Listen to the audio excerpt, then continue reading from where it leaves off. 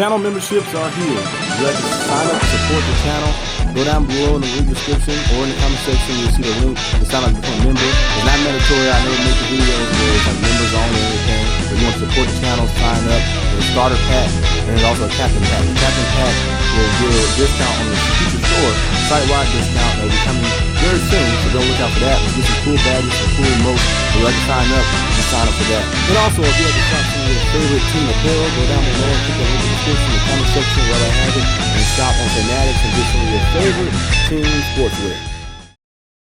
Hello my viewers, welcome back to the channel. And by the video title, you know what this video is about. Who is the most dangerous team in the playoffs this year? Going through both sides, of course, look at the NFC, the Lions, the Vikings, the Eagles. Those teams stand amongst them all, of course. Top tier teams like that over the conference. In the AFC, of course, the Chiefs. And then you got, of course, the Bills, the Ravens. You know, these teams that stand over, of course, of that conference as well. But who's the most dangerous out of them all? Like there's some teams, like some smaller teams that might surprise you. Like the Packers, the team I feel like is very dangerous too. Now I know the Packers, they lost a close one to the Vikings, lost a close one to the Lions as well, but they have that ability, I feel like, to be in the game with anybody out there. And it's crazy too to be 11-5 and to be the 7th seed. Like, I'm 11-5, they have potential to be 12-5. 12-5 and to be the 7th seed. That's how you know your conference is very tough and your division is very tough as well. Because usually 12-5 will get you enough to win your division. 12-5 and be the 7th seed. It's crazy. So the Packers, I feel like, is a very dangerous team though. A team that could possibly upset the 2 seed, because the 1st seed is going to be most likely either Vikings or the Lions. You know, winner of that division is going to be the 1st seed right there.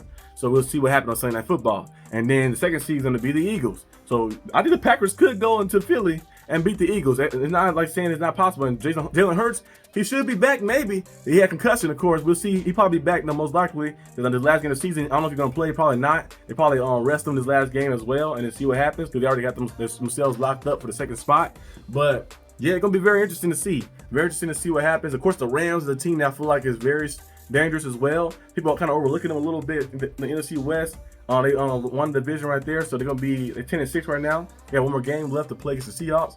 See what happened with that. But their team is very sneaky too. Their defense is playing better. They can run the football with Kyron Williams, and he's been running all over the place like that, making big time plays. You know, last year he had over 1,000 yards, and this year doing the same thing as well, and being very consistent with it too. So their team is very sneaky and dangerous. You got a great coach too as well in Sean McVay. So that's another team that's in the NFC that's dangerous as well. Of course, you know, the top tier teams like the Lions, Eagles, of course, we know those teams are dangerous, of course. I think we'll discuss those, of course, like Lions offense. Their defense, you can score on them, but their offense is very high power like that. They can go out there and put up points like that, and it's very hard. Like, even when they can't get that many stops that they want to get, they can go out there and outscore you and outplay you on the offensive side of the ball. And you look at Jameson Williams, and then you look at, of course, Jahmyr Gibbs as well.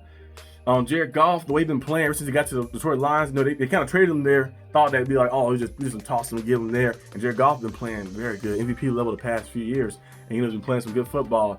And then, of course, Amon St. Brown, no drops this year as well, 107 catches, I think, as well, playing some good football. He was an All-Pro last year, and this year he's playing phenomenal too. So they have a nice offense, you know, Laporta, all those guys like that. They can go out there and score the best of them, and their coach is very gutsy. Coach Campbell will go out there and just go for him, 4th down, you know, and like he instilled that confidence in his offense and his team. He like, it kind of instills confidence on both sides of the ball. Even though the defense is a little wounded, of course, it's still confidence on both sides. So you're like, okay, my coach has enough confidence to go for it on 4th down, you know, like that. He has enough confidence in us on offense to do that, to get it. And if we don't get it, he has enough confidence in the defense to be put back when they back against the wall, to go out there and get a stop. So that like kind of like just get your team all riled up, even if you don't get it all the time like that. So we've seen, of course, Coach Campbell be gutsy and be willing to take those chances, and they've been going out there and dominating everything. It's going to be a big time game. Vikings, Lions going at it. Winner will win the division. So we're going to see who's going to win this game right here. Going to be a big time showdown on Sunday Night Football. And hey, winner of that game, win the division, and we'll see what happens. Now going to the AFC side, of course, dangerous teams. Look at some of the lower seeds.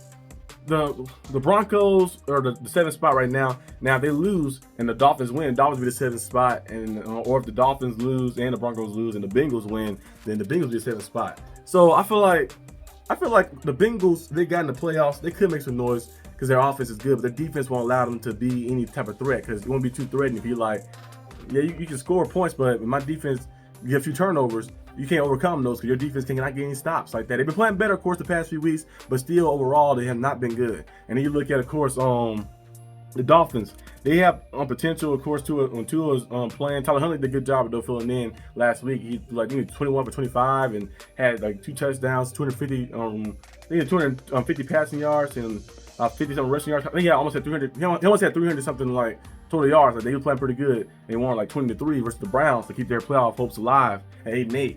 They might make a little noise. They played the Bills first round, and the Bills came very close. They almost lost to the Dolphins last time they played in Buffalo. And plus the Bills and Dolphins, they know each other. It's a division game, so division games always different. So the game's gonna be closer. The teams know each other. Be their top meeting up, so it'll be different. So you might can make a little noise.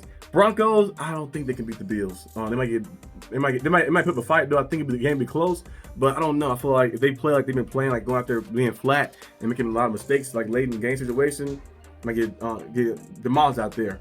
And you look at, of course, the 6th spot is the Chargers. Chargers, they have potential to maybe do some stuff, but they first met. But if everything stays the same right now, they had to play the Ravens first round. I don't think they're going to be able to overcome that. And the Steelers a team that looked threatening at first. My Steelers looked threatening at first, and then the past few weeks they have looked and reverted back to being like pedestrian like offense like that. So they was dangerous, but they kind of like iffy. Depending on what Steelers you get. If you're going to get the Steelers that go out there and offensively, they go out there and be consistent, or you get the Steelers that are going to go out there flat on offense and won't score a touchdown to the second half or something like that, or the end of the second quarter, and then you be like, okay, or if you rely upon the defense, then usually it'd be slow, like trying to slow the bleeding a little bit, and then you get blown out or something. So I feel like the teams in the wild card on the AFC side are not really as dangerous as the ones on the NFC side.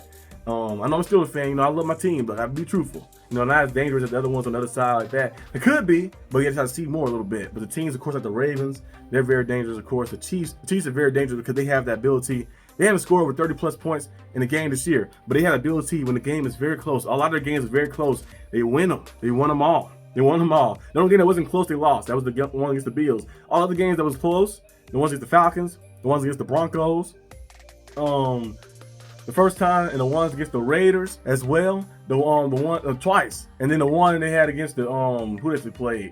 The Chargers, of course, the first time, and then a lot of different games they had like they were very close. That came down to the wire. They found a way to just win every single time like that. The game was very close, and it came down, and that makes them very dangerous and scary. Situations where the offense might not be playing that good, everything might not be going the best. They always seem to make enough plays to get it done. When you need one drive, Patrick Mahomes, Travis Kelce, that their offense will go out there and do it. When you need a stop, Chris Jones and that defense. I know he's been injured past few weeks, but he'll be back, of course, for the playoffs. And then that defense go out there and get a big time stop. They just have a good team like that. They're able to be clutch in situations, and they're probably the most threatening. Of course, the Bills are threatening too as well. The Bills have beaten I think the Chiefs like 4 times in the regular season, but it's the playoffs is the problem. Josh Allen is I think 0-4 when he plays the Chiefs in the playoffs. So we have to see that change around a little bit, but the Chiefs probably the most dangerous in the AFC, and in the NFC, I feel like it could be the Vikings, maybe, because they have a balanced team.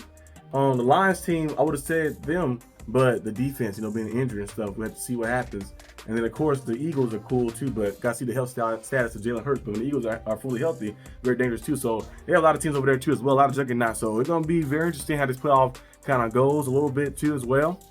First time in a while, we've seen the NFC has a lot more tougher teams than the AFC, which usually don't happen too often, but it happened this year. So we're going to see, of course, who gets it done. Oh, the Buccaneers. I almost forgot. The Buccaneers are very dangerous too as well. The Eagles, for some reason, cannot beat the Buccaneers. They haven't beat them in years. A little bit. The past few matchups, the playoff matchups, they lost to them twice.